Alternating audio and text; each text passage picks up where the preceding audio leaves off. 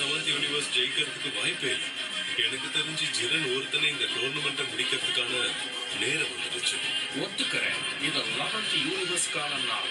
நாம தான் இந்த காஸ்மோஸ்ல இருக்க போறோம்.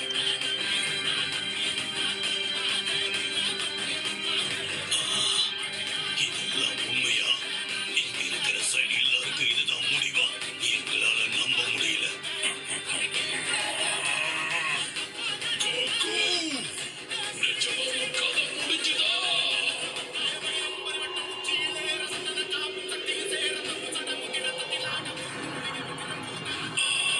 My Lord Beerus, நீங்க ஏதாவது சொல்ல ஆசைப்படுறீங்களா? இதோ வந்துட்டோம்.